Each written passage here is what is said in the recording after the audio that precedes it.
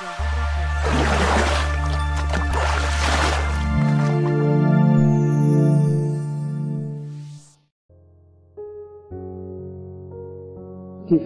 mechanism. Jadi secara psikologis kita membela diri. Caranya membela diri ada sekitar 10 dalam catatan saya kalau dari bukunya Freud.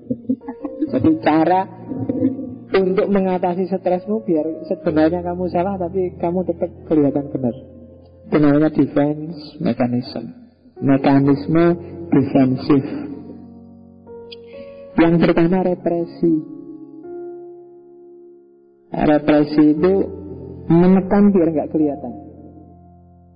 Jadi misalnya kamu suka sama temanmu sak kelas, sementara dia sudah punya pacar, terus kamu udahlah nggak boleh, dia sudah punya pacar, ini nggak boleh, dosa saya ini suka sama pacarnya teman ini harus disingkirkan. Nah, itu namanya direpresi. Kamu sembunyikan dalam-dalam. Nah, itu represi. Salah saya ini kayak gini, ini nggak boleh, masalah. Nah, itu kayak gini. Kamu pamit di kelas, sebenarnya kamu nggak sakit tapi kamu bikin surat, mohon maaf Pak, di kuliah siang ini saya nggak masuk karena sakit. Nah, terus kamu ngerti kalau itu salah, maka ini jangan sampai ketahuan, jangan sampai ketahuan. Nah, itu terus kamu represi, kamu sembunyikan dalam-dalam. Itu namanya direpresi, ditekan, dipelenet kalau bahasa Jawa nih. Ditekan itu kan tidak hilang. Itu nanti jadi konsumsi bawah sadar. Seolah-olah itu hilang tapi tidak. Dia jadi penghuni bawah sadar. Itu kadang-kadang nyetir perilakumu tapi nggak sadar loh. Sehingga kalau ketemu dosennya tiba-tiba kamu salah tingkah, tiba-tiba kamu merasa nggak enak. Itu kan ada bawah sadar yang bilang, tadi aku bohong pada dosen ini. Begitu tadi kamu bohong pada orang tuamu tentang IP, tentang nilai, tentang kehidupanmu di Jogja, itu kan rasanya sudah beda ketika berhadapan sama orang tuamu. Mungkin kamu agak kaku ngomongnya, hati-hati jangan sampai keceplosan. Itu defense mechanism, namanya represi. Disingkirkan dari pikiran, disingkirkan dari wilayah sadar, dari ego. Tapi sebenarnya dia tidak hilang, dia masuk ke wilayah bawah sadar. Jadi hati-hati. Kadang-kadang itu keluar secara nggak sengaja. Mungkin Idul Fitri tiba-tiba kamu ketemu dosenmu, terus Pak lahir batin ya Pak, lo kamu punya salah apa sama saya?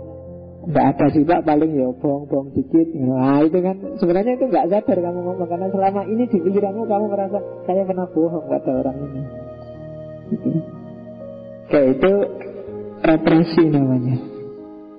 Kamu singkirkan apa yang mengganggumu, kamu buang. Tapi sebenarnya dia tidak hilang tapi masuk ke bawah sadar. Terus ada juga yang defense mechanism itu adalah reaction formation. Jadi melakukan reaksi. Melakukan reaksi itu karena kamu tahu itu salah, kamu munculkan yang berlawanan. Ya misalnya kamu suka sama seseorang, terus nembak, terus ditolak. Ditolak itu kan galau kamu kan, sakit sinimu. Nah, ya kan kalau aku ngomong sakit di sini kan yang sakit bukan aku, sinimu yang sakit. Jadi ketika kamu galau, besoknya kalau ada temenmu tanya, kamu suka ya sama itu? Oh enggak, apa perempuan kayak gitu aja. Ini namanya reaction formation. Itu sebenarnya defense mechanism, mekanismemu untuk membela dirimu biar kamu nggak kelihatan jelek, nggak kelihatan memalukan. Begitu dapat nilai kamu sedih ya? Enggak, apa sih nilai itu? Enggak penting. Nah, itu namanya defense mechanism. Nilai itu enggak menjamin masa depan lah. Ngapain sih kita terlalu fokus pada nilai? Karena nilainya jelek. Ya, jadi itu reaction formation. Jadi defense mechanism itu otomatis kamu menolak itu. Karena ya mungkin karena kamu takut dianggap malu, mencederai kehormatan, ya sebagainya gitulah. Jadi yang diomongkan yang sebaliknya. Gitu. Misalnya kamu dikasih minum orang bertamu,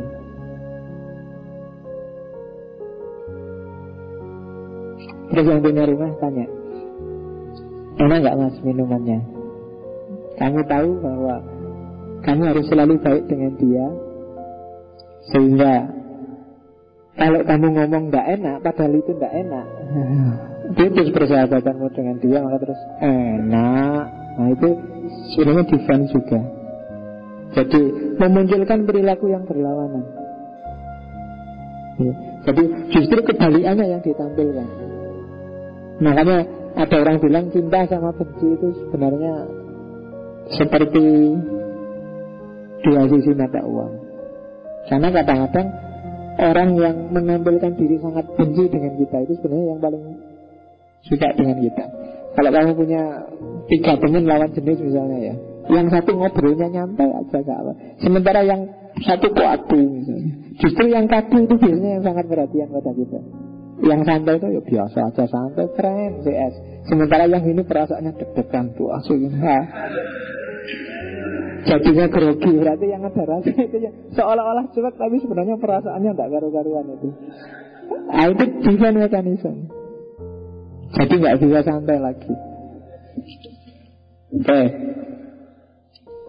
Jadi reaction formation itu defense mechanism yang kedua.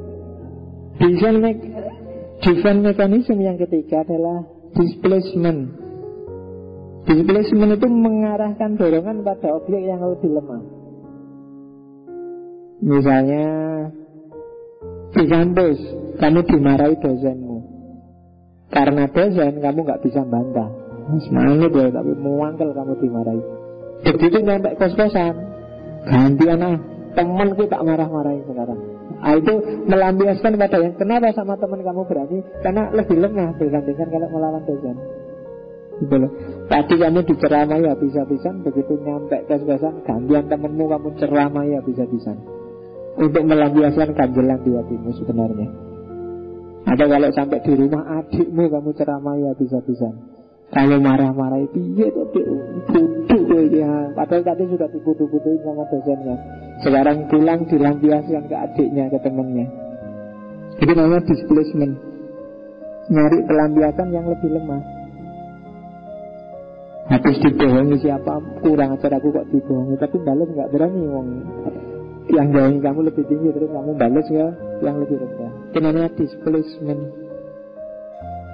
Karena gak berani bantah, ya nyari sasaran yang lebih lemah. Yang keempat, fiksasi. Kalau fiksasi itu milih zona nyaman. Itu defense mechanism juga.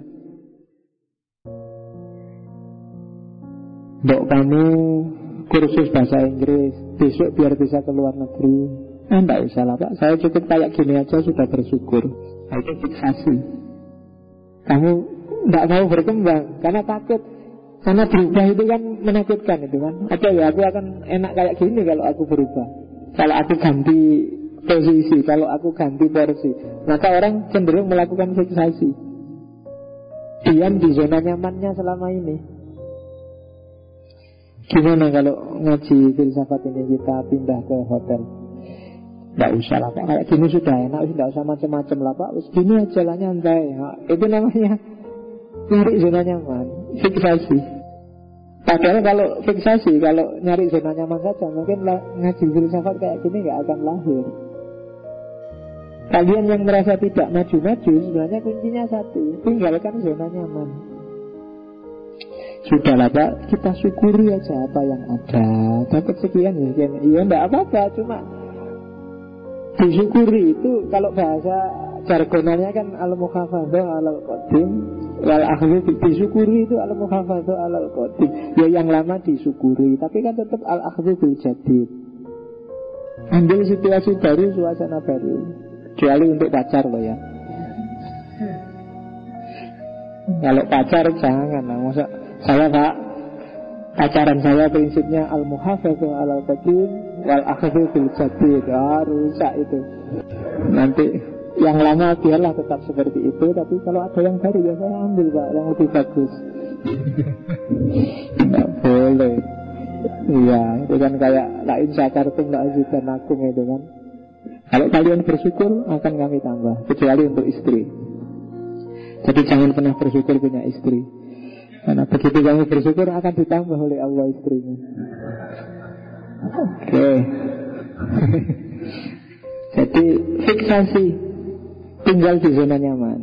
Itu sebenarnya sudah banyak. Kalau motivator itu kan selalu mendorong kamu jangan puas dengan zona nyaman. Kamu tidak akan berkembang. Yang lain itu kecepatannya 100 km per jam. Sementara kalau zona nyaman kamu 0 km per jam. Sekarang sih kamu nyaman, besok kamu akan habis-habisan ketinggalan sama yang jalan cepat. Tapi memang ada orang yang fiksasi, nyaman di zonanya sendiri. Ada yang tidak sekedar berhenti, ada yang mundur, regresi. Regresi itu kembali pada tahap perkembangan selanjutnya. Perkembangan sebelumnya kok selanjutnya. Habis diputus pacarmu terus memang lebih enak kayak dulu gak punya pacar. Punya pacar banyak masalah. Nah itu regresi, kamu balik lagi. Habis kuliah, ternyata kuliah kayak gini, yang mending kayak dulu lah di pondok, gak kuliah kayak gini, apa-apa formal, mundur. Itu kan regresi, itu kamu keluar dari zona nyaman, tapi terus ketakutan sendiri balik lagi, itu regresi. Jadi saya ingin tak kuliah di luar negeri, begitu nyampe sana, luar negeri gak enak Pak, terus kamu cepet-cepet pulang, itu regresi. Kembali pada tahap perkembangan selanjutnya. Enggak enak Pak jadi orang dewasa, sumpek, saya gayanya kayak anak kecil aja deh. Nah itu regresi namanya. Cuek dengan segalanya, itu regresi namanya, mundur psikologinya. Tapi itu di antara defense mekanisme itu. Jadi orang dewasa apa-apa serius Pak, santai aja lah kayak anak kecil, mengalir aja lah. Itu regresi sebenarnya. Mundur, nggak cuma mandek. Kalau zona nyaman itu mandek, kalau ini mundur.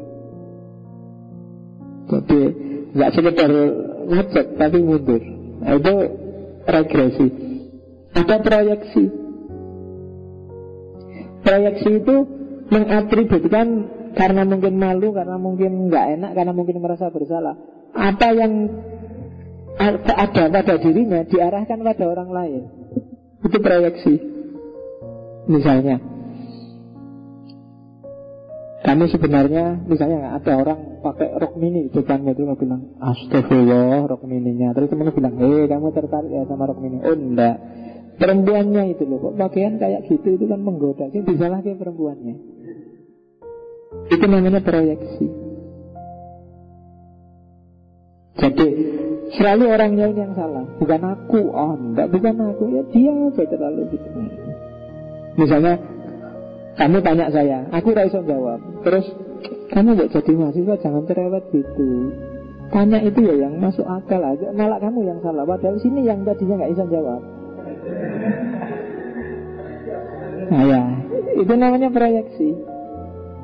Jadi apa yang ada padamu, kamu anggap ini jelek, terus kamu tindakan pada yang lain. Enggak, bukan saya, dia. Itu logika proyeksi. Saya sih enggak. Kamu kok mau-maunya sih patuh sama pacarmu? Enggak, bukan saya, dia aja yang nempel terus padaku. Nah itu proyeksi. Makanya ya kamu yang gitu terus. Yang kamu ya ditempeli mau aja. Itu proyeksi. Apa yang ada padamu, kamu tempelkan pada orang lain. Karena kamu malu kalau itu ternyata kamu. Gitu. Kamu ya yang nyontek, bukan Pak, dia aja yang buka-buka bukunya sehingga saya bisa ngelirik. Ya berdoa itu sebenarnya. Jadi itu proyeksi namanya. Pokoknya aku tidak bisa salah, yang salah selalu orang lain. Terus jelas-jelas terbukti salah, iso wae cari alasan biar orang lain yang selalu salah. Itu proyeksi namanya. Itu termasuk defense mechanism. Ya sebenarnya kita tiap hari kan sering gitu juga kan. Oke. Yang kebalikannya proyeksi adalah introjeksi. Kalau tadi kan yang ada di aku tak kasih ke orang lain. Kalau introspeksi, yang ada di orang lain tak kasih ke aku. Misalnya kamu dimarahi orang tuamu, kamu itu kuliah, enggak ya kuliah yang benar, jangan pacaran terus. Terus kamu bilang, bapak dulu kan juga gitu. Nah, itu namanya introspeksi. Jadi yang dulu ada di bapakmu terus kamu atributkan pada dirimu sendiri. Lah yang lain juga gitu, kok ngapain sih? Nah, itu namanya introspeksi. Itu mekanisme pembelaan diri juga. Alah mbok, kuliah itu mbok jangan kayak gitulah, yang rajin dikit. Pak, yang lain juga kayak gitu semua Bapak. Itu namanya introspeksi. Jadi mengatributkan apa yang ada pada orang lain untuk dirimu sendiri. Terus ada lagi sublimasi. Kalau sublimasi ini yang khas. Sublimasi ini dorongan-dorongan agresif yang kadang-kadang negatif, yang disubstitusi, diganti untuk yang lain yang positif. Itu sublimasi. Energi yang agresif diarahkan untuk ke yang lain. Itu defense mechanism juga. Saya pernah punya teman dosen dari UKDW yang pendeta, dan dia tidak nikah. Ya suatu ketika pas saya ngobrol tak tanyain, sampean tidak nikah gitu kuat ya? Kira-kira kalau pas pingin gitu ngapain? Kan ya jujur aja kan, ya kan pingin tahu kan? Apa tidak pernah pingin? Terus jawabannya, ya pengen Pak Faiz, cuma dorongan hasrat itu disublimasikan untuk kegiatan yang lain, yang lebih positif, melayani umat, melayani jamaah, kegiatan sosial, baca buku, ngajar, itu namanya sublimasi. Ya terus tak jawab, kalau saya nggak bisa kayak gitu. Kalau pengen ya pengen, disublimasi kayak gitu apapun sahabat itu. Tapi dia bisa, ada orang yang bisa mensublimasi kayak gitu. Bapak sumpet tak mikir itu terus, yang lain aja. Daripada capek-capek, kita arahkan energi kita ke yang lain. Itu namanya sublimasi. Nah, setiap hari kita kayak gini ya, tidak boleh kayak gini ya, ayo kita ganti acaranya. Itu sublimasi. Itu di antara defense mechanism bisa sublimasi, khususnya untuk dorongan-dorongan hasrat-hasrat yang negatif. Makanya Nabi bilang, wahai pemuda, menikahlah. Kalau kalian tidak bisa nikah, puasalah. Nah, puasa itu sublimasi. Energi ingin itu disublimasikan jadi energi untuk puasa. Wa man lam yastati fa alaihi bisawm. Ya kan? Kalau zaman dulu saya guyonan, wa man lam yastati fa alaihi bisabin. Siapa yang tidak mampu, maka mintalah tolong sabun. Tidak apa-apa itu, karena dalilnya kan ada itu kan. Amal yang paling disukai Allah kan amalu rajulun biyadihi.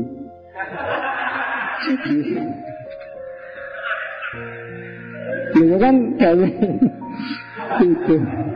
Jadi amalnya seorang laki-laki dengan tangannya itu termasuk amal yang paling disukai oleh Allah. Untuk ketawa hadis ini marah. Oke. Iya. Itu. Iyalah, yang ketawa berarti sering. Yang diem itu defense mechanism. Khawatir ketahuan. Oke. Yang terakhir, rasionalisasi. Kalau rasionalisasi itu jangan-jangan kamu ngerti salah, tapi bikin argumen rasional biar tetap benar. Itu rasionalisasi. Misalnya, kamu kok nyontek? Enggak Pak, saya nyontek ini dalam rangka birrul walidain Pak. Nah, itu kan kamu bikin rasionalisasi. Kalau saya nyontek, lulusnya kan cepat Pak. Kalau lulus cepat, orang tua ringan Pak, bayarnya cepat selesai. Jadi ini birrul walidain Pak, bukan nyontek Pak. Itu rasionalisasi, kamu bikin alasan. sering dalam hidup kita. Kita itu sering, justru yang dilakukan bukan reasoning, bukan bernalar, tapi rationalization. Membenar-benarkan yang sebenarnya yang sudah kita lakukan duluan, kita setuju duluan, kita percayai duluan. Itu namanya rasionalisasi. Makanya ilmu kalam, teologi itu disebut disiplin rasionalisasi. Dipercayai duluan agamanya, baru dipikirkan secara rasional. Oke, defense mechanism.